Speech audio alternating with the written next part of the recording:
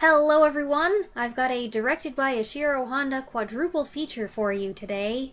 A couple months ago, after my brother gave us a Criterion Channel subscription, I was scrolling through their catalog and was delighted to discover they had many Japanese sci-fi and monster movies. They have all of the Showa-era Godzilla films, minus King Kong vs. Godzilla, but what grabbed my attention was that they had all these other movies directed by Ishiro Honda. Some I've already reviewed: Frankenstein vs. Baragon, War of the Gargantuas, Space Amoeba, and Baron the Unbelievable. But they've also got the original Japanese version of the Mysterians, which you might remember I was looking for, and Matango. Those are two movies which I had seen, but not really, because I was stuck with terrible quality American dubs.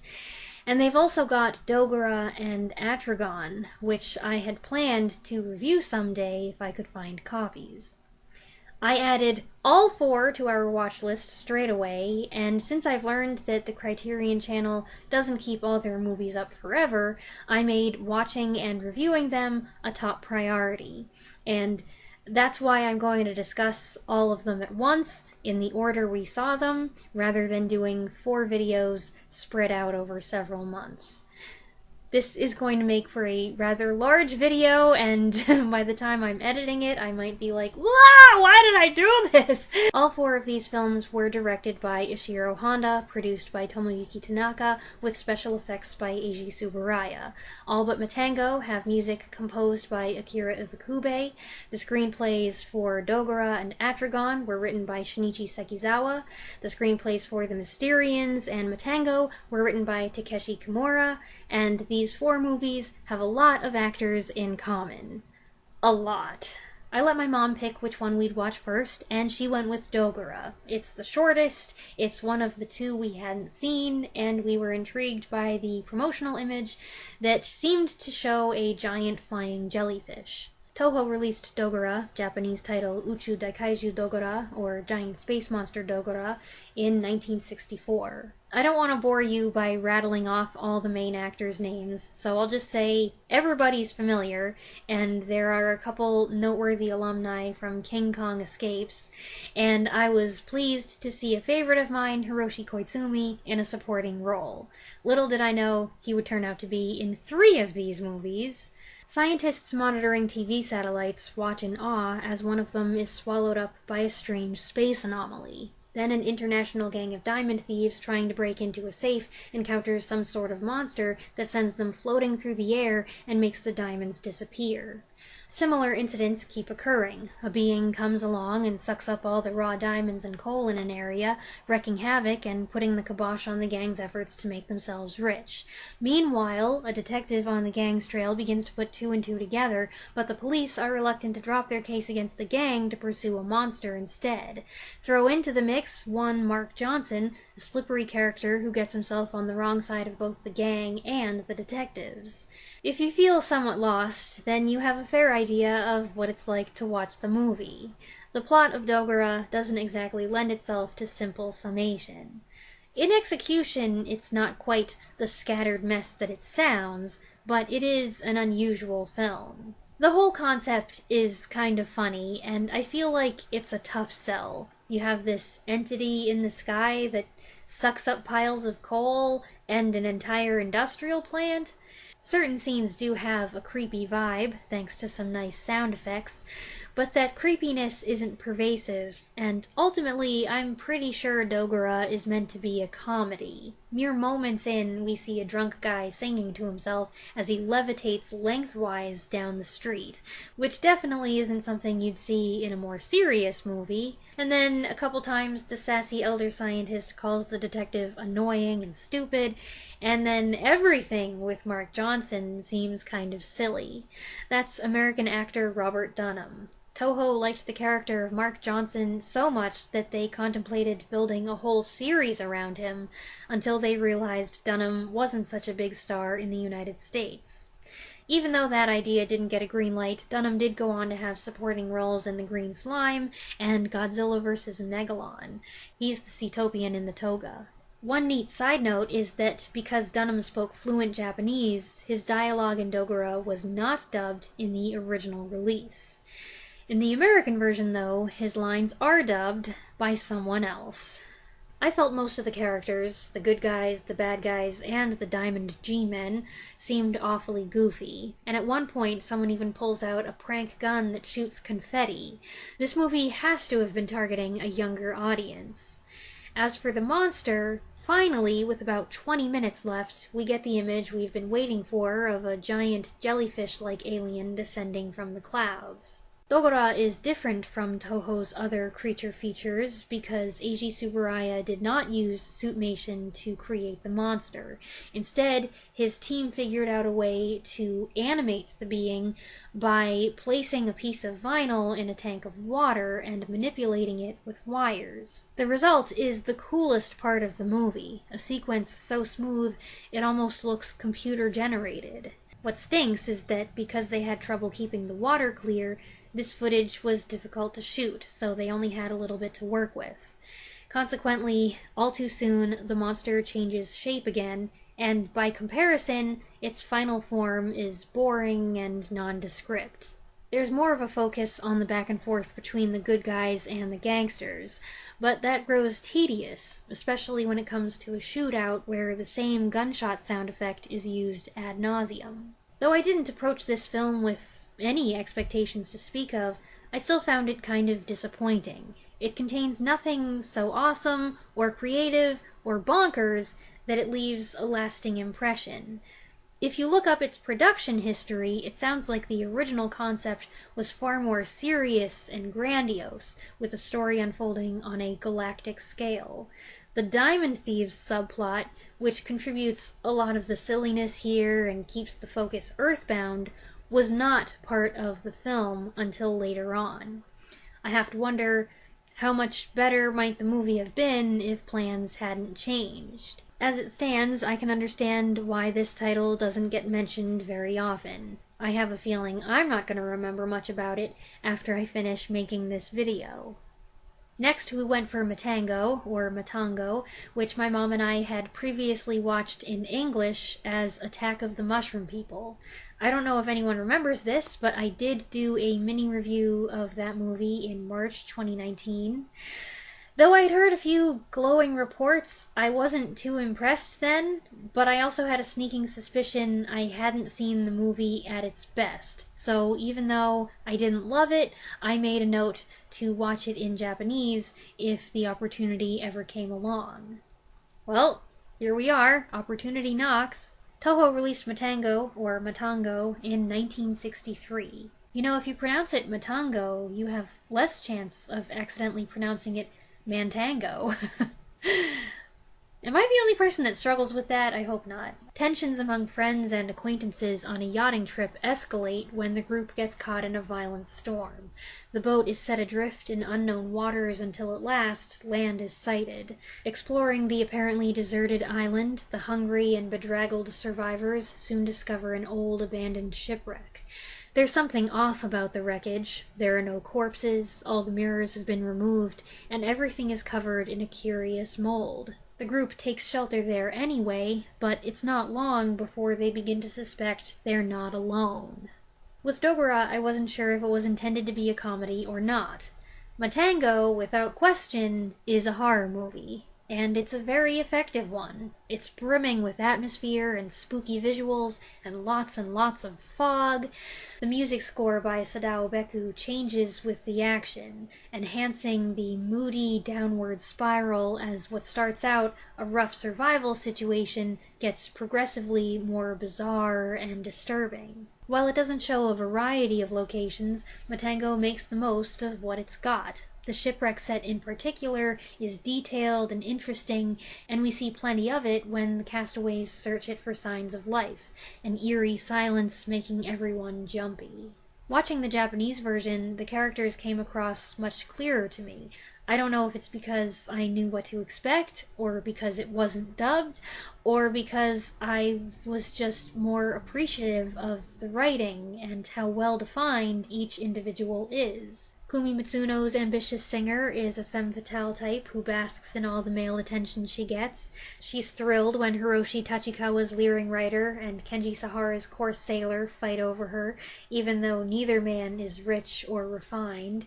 Yoshio Tsuchiya's spoiled entrepreneur goes around demanding special treatment, but in a crisis, he falls apart and is completely useless.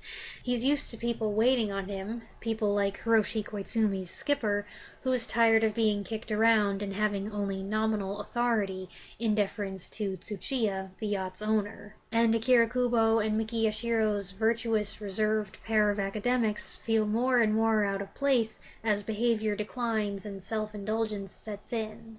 Along with Koitsumi, they try to preserve decency and decorum, but they find themselves outnumbered. When I saw this the first time, even in the English dub, I picked up on the fact that it's a morality tale. The group falls prey not just to hallucinogenic mushrooms, but to the 7 deadly sins, and there's a clear statement about man's true nature caving to his most base desires, leading to his own destruction. Stuck on this nutty island, characters start hearing voices and seeing visions, and the every man for himself mentality sets in as they begin turning on each other, fueled by hunger and sexual frustration. It does have some slower spots where it's just the men fighting over the 2 women. I've seen that scenario plenty of times and it's never interesting to me. But that toxic mix of cabin fever plus desperation plus psychedelics culminates in a freaky climax with a twisted final reveal. I realize now what a poor representation the dubbed version is. This more psychological film I was able to take seriously as was intended, and I could appreciate how genuinely creepy it is. Honda's direction is very strong here, the tone stays pretty consistent, the suspense is palpable, the makeup is subtle but effective, and allegedly it almost got this movie banned in Japan because it was considered too similar to the injuries sustained by survivors of the atomic bombs. Matango is disturbing, it's trippy, it does have moments of humor, and you can smile at the fungus mittens and the mushroom's maniacal laughter, which changes pitch as they grow. But instead of making them seem comical, that laughter shows their total malevolence. As Akira Kubo lets loose these screams of sheer terror and helplessness, they mock him and toy with him. They seem so much more evil in the Japanese version. But something else that came across more clearly is the social commentary on rich versus poor, Tokyo nightlife, the selfish vacuity of wealthy socialites, and the bleak sentiment presented that says everyone inevitably abandons their humane principles to stay alive and get ahead, whether they're in the jungle, on a deserted island, or on crowded city streets. Weird showgirl fantasy aside, I think this is one of Honda's most impressive films. Dare I say, it's one of his best. I've totally changed my mind about it after seeing the original film. You can toss Attack of the Mushroom People in the trash. This is the way to watch Matango. With 2 films remaining, I decided to go with Atragon next. This one came out in 1963 under the Japanese title Kaitei Gunkan, which I guess can be translated The Undersea Warship. I ran that title through a translator and it came up with The Revised Warship, but that sounds dumb. The film kicks off with a car being driven into the sea, and then something like a man or a monster emerging from the water. Witnesses later report it giving off steam, earning it the nicknames Geyser Man and Vapor Man. Immediately, I jumped to the conclusion that Atragon must refer to some kind of aquatic humanoid, like a creature from the Black Lagoon kind of thing maybe, that terrorizes Japanese citizens. More fool me, we were just getting started. Turns out the driver of the car is an agent from the Mu Empire, an ancient, technologically advanced civilization that sank into the sea 12,000 years ago. He reveals that they're in possession of Japan's biggest and best submarine from the end of the war, which they begin using to commit global acts of terrorism. Ultimately, the Moos want to take back control of their former colonies and thereafter rule the world. In the meantime, they demand the Japanese stop a certain rebellious naval captain from building a powerful super sub. Figuring that very sub may be their only hope against the Moos and their dragon-like guardian Manda, our band of protagonists goes searching for this missing captain. There's a lot happening in this movie, lots of layers, lots of characters, and I'm still struggling to resist the temptation to list the actors and tell you what else everybody was in. But I know if I did that, we'd be here for another 20 minutes, so I'll just mention that Akihiko Hirata hams it up as Moo Agent number 23. Yoko Fujiyama plays the leading lady in both Atragon and Dogora, which is making things very confusing for me. We get more Hiroshi Koizumi, yay! This time as a police detective, and once again I failed to identify Kenji Sahara, and I'm blaming it on the fact that his characters keep wearing sunglasses. I've got to tell you, I had a much harder time organizing my thoughts on this film. On the one hand, Atragon is another fun sci-fi fantasy adventure flick, and it's got a few goofy moments, but it's also got some serious, weighty subtext, which you might miss if you go into it with a dismissive mindset. I'll start with what's on the surface, and I'll be honest, the film didn't exactly blow me away. Part of that has to do with expectations. Without doing any research beforehand, I assumed I was watching a giant monster movie, and except for a few scenes near the end, it's not. But it feels like a kaiju movie. Akira Ifukube was back as composer, and he produced a very Ifukube score. The cues so strongly reminiscent of music he wrote for the Godzilla films that you involuntarily look for a monster to appear on screen. Instead, the antagonists are the Moos, and I have to say, stories about ancient civilizations that have been surviving for hundreds or thousands of years aren't exactly my thing. They do a fairly good job with it, though, and hit on all the elements that go with the territory. We've got a fanatical high priest, a frigid female ruler, a temple dance sequence with scores of extras. It doesn't look like an especially expensive production. The wigs and headdresses seem kind of cheap. The costumes are a mishmash of imagery from the ancient Egyptians, Mayans, Greeks, etc.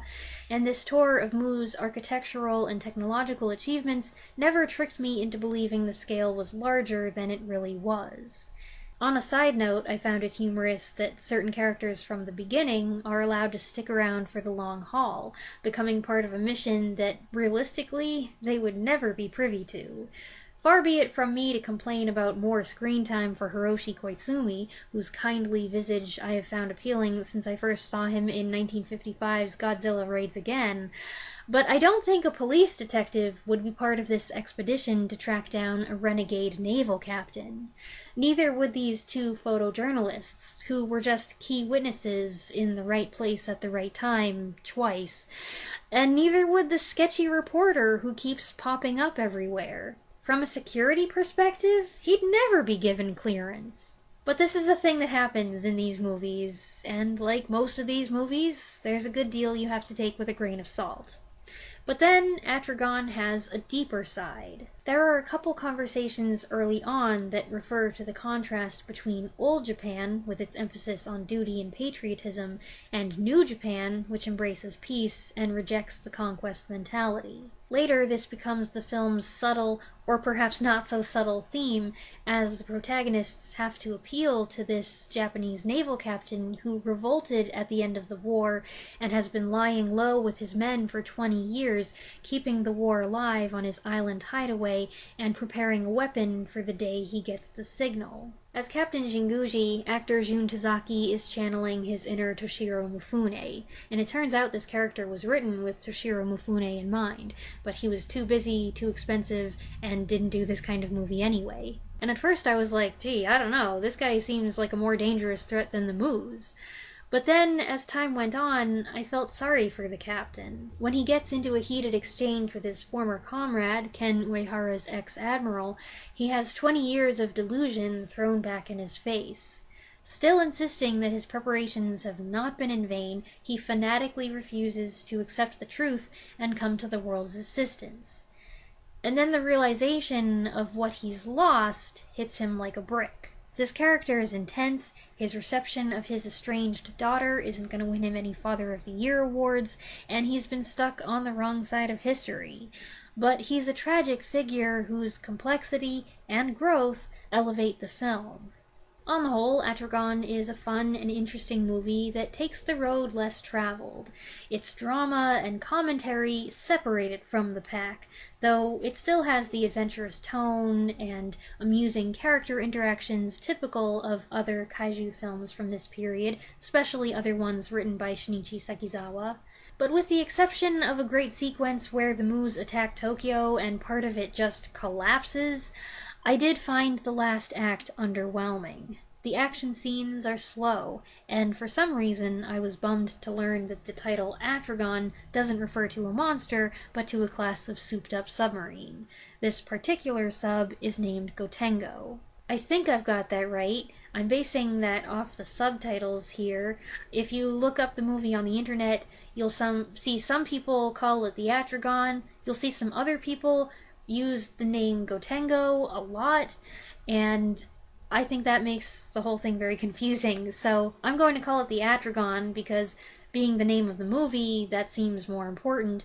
And the name Gotengo, at least in the version that I watched, was used very infrequently. Anyway, I've got mixed feelings about this so-called undersea battleship. It's got cool abilities. It can burrow into rock, and it can fly. It's not especially fast, and it's not especially stealthy, but it is airborne, and, well, a submarine that can fly, that's really something. But after all the build-up, I thought the test sequence and other scenes featuring the Atragon were kind of boring. That's always been an issue for me, though. I never find the sequences showing off new planes or rockets or what have you as engaging as some other people do. When we eventually get some monster action, that's not very exciting either. There's a serpentine sea creature called Manda that eats prisoners and keeps intruders at bay. Manda later appeared in 1968's Kaiju Smorgasbord Destroy All Monsters, also directed by Ishiro Honda. Its appearances in that film were fleeting, made up chiefly of footage recycled from Atragon, and it doesn't do a whole lot here either. It's not very threatening, and the puppet design has limitations. Plus, most of its action scenes are underwater, which doesn't make for great visuals, and at the worst moments, the thing just looks derpy. So I found the last part kind of a letdown. The very end was good, though. This is kind of a spoiler, so skip forward if you don't want to hear it. If you read between the lines, you've already picked up on the similarities between the Mu Empire and Imperial Japan. The parallels don't stop there. Once Captain Jinguji redeems himself and agrees to use the Atragon against the Moos to save the world, they're able to attack, and they blast the Moos away with an explosion that produces a huge, fiery cloud. The Mu Empress, who has been captured and brought aboard the sub, is allowed to live, similar to how Emperor Hirohito was not dethroned or executed at the end of the war. The young ruler, played by Tetsuko Kobayashi, is full of disdain for her captors, and her dialogue echoes the proud speeches of military men of old. Seeing the explosion that signifies the end of her civilization, she breaks away, running to the water to swim toward certain death. They go to stop her, but Shinguji insists they let her go, understanding that she would rather die honorably with her own people than remain alive on the surface, the lone survivor of a defeated and humiliated race. Thus the film closes with the victors respectfully acknowledging her final act. Thankfully, none of this material is ham-fisted or preachy. The statements on the Japanese perspective now versus then never get in the way of the story, rather they augment it. And while there are points where I think the bigger picture becomes more interesting and more thought-provoking than the film itself, it's still an entertaining movie overall.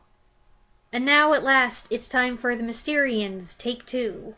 Some of you probably remember that in August 2022 I tried to review The Mysterians, but it turned out the only version available to me was an atrocious copy of the American version. The picture was cropped, the color was weird, the quality was bad, and the whole thing was just awful. I did what I could with it, but it was not a satisfying experience, and I knew it wasn't really the film I had heard praised so highly. I didn't know when I would get a chance to see the real thing, and I was prepared to wait a long while.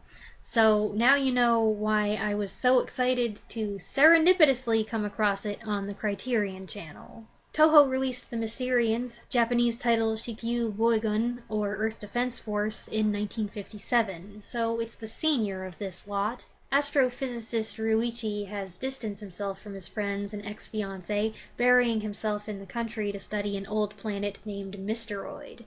While his friends are puzzling over his strange behavior and then disappearance, the area is beset by a series of devastating events, the most shocking the emergence of a giant robot that goes on a rampage. After some struggle, the mechanical foe is brought down, but it's not long before the real enemy emerges, the extraterrestrial Mysterians, who condemn the foolishness of war and say, "We're pacifists, as long as you give us everything we want," and what they want is just a little bit of land and some Earth women to make babies with. But as Takashi Shimura's character asks, would they really have come all this distance just for 3 kilometers of land? I don't think so. This movie was so much better this time. For starters, I could actually see what was going on. Big improvement there. And it looks great. There are a few shots that show some age and deterioration, but overall the film is well preserved. The movie opens with a colorful festival that I could finally appreciate, and the interior of the Mysterians base, with its spacey sets and electrical thingamabobs, really pops. The Mysterians was inspired by alien invasion movies that were popular in the West, and I think the large scale of the production is evident in the high quality of the special effects. This was Honda and Tsuburaya's first color collaboration, and although it's at least 6 years older than the other films I'm featuring in this video, I think it has the most impressive visuals. You know it's working when you find yourself asking, how did they do that? And how did they do that in 1957? There are some beautiful matte paintings, and the miniatures and models, of course, look great. During one battle sequence, tanks are zapped and begin melting, and one gets swallowed up when the ground starts churning like a whirlpool. There are a lot of fantastic tricks here, and the so-called natural disasters look convincing. The film dives right into it with several occurrences that build a sense of mystery and foreboding. There's a forest fire that's tense and even a little scary. There's a landslide that looks great.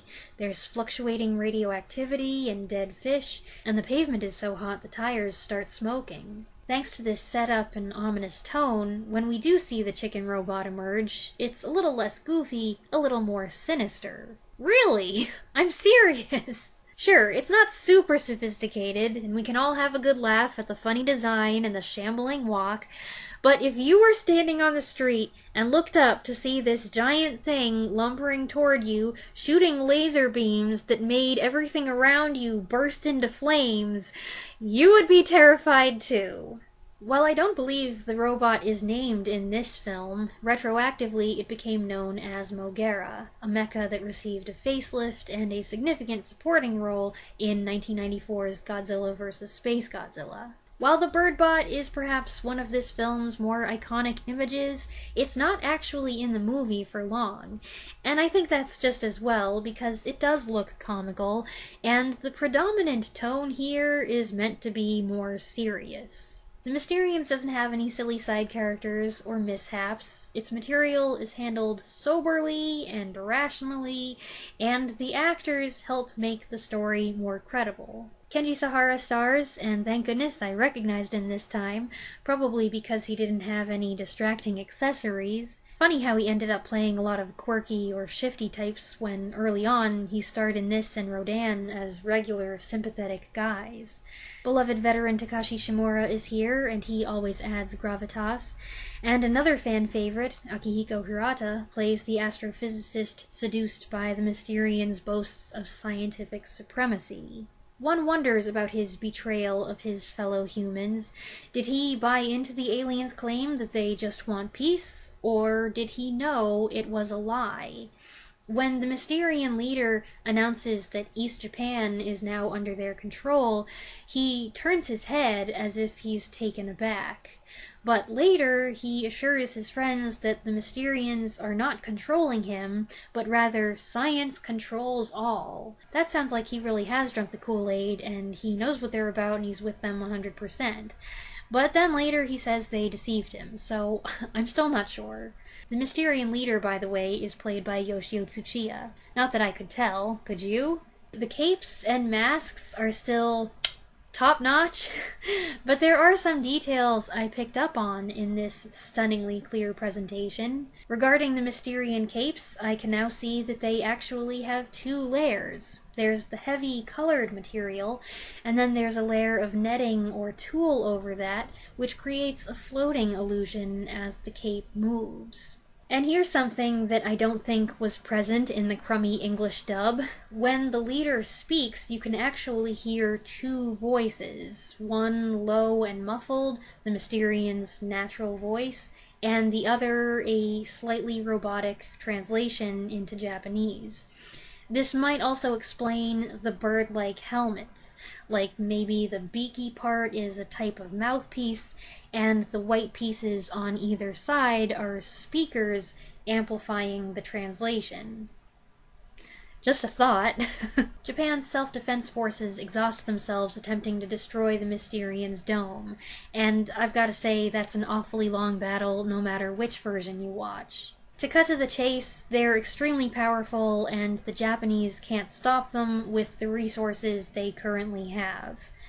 Pretty much the same problem they encounter in most of these movies, so they must appeal to the United Nations, arguing that if the Mysterians win, it'll be bad for the whole world. It's time for countries, even former enemies, to band together, pooling resources to oust the intruder and secure peace for the planet. Some non-Japanese actors were brought in for this part of the film, and the featured Westerners, speaking English or a mix of English and Japanese, fit in fairly well. Not a lot of talking happens among the actors, but there are several meaningful nods of respect, and the final resolution is an inspiring joint East-West effort. Take that, chicken robot!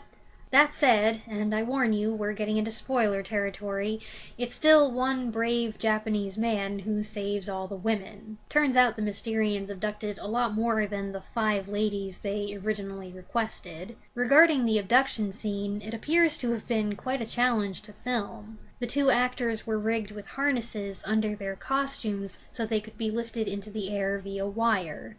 But this effect proved difficult to pull off. Positioning the actors was awkward, Yumi Shirakawa kept breaking out into giggles, and they needed to bring a fan out between takes to ventilate the spacesuit. It was an awful lot of trouble for one quick scene. Though a rescue has been deemed impossible, Kenji Sahara sneaks away from the big offensive to infiltrate the underground fortress and save the kidnapped women. He's aided by Ryoichi, who comes to his senses and delivers the film's other message about the dangers of the misuse of science, and the trouble that can come from putting too much faith in scientists' claims. Like Atragon and Matango, the Mysterians ends on a surprisingly somber note.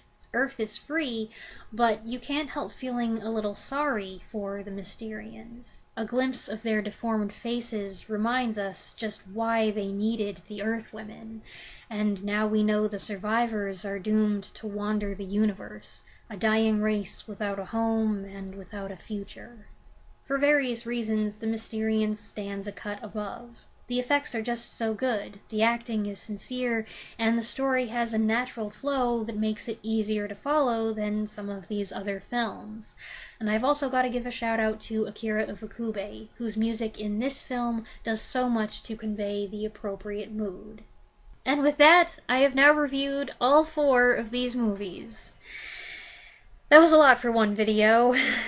I'm very glad I got to see all 4 of these hard-to-find movies, and in such good condition. Though occasionally I thought the subtitles took some liberties by putting a more modern spin on the dialogue, I have no complaints about the quality of the films overall. Each one looked amazing, especially compared to the lesser prints that have been in circulation for so long. If you're curious how I might rank them, I think Matango and the Mysterians are tied at number 1. I would put Atragon in 3rd place, and Dogora, sorry buddy, comes in last. I hope you enjoyed this video. I would love to hear your thoughts on these movies, so please feel free, if you have seen them, to share your thoughts in the comments below. And I'll see you soon. Thanks for watching.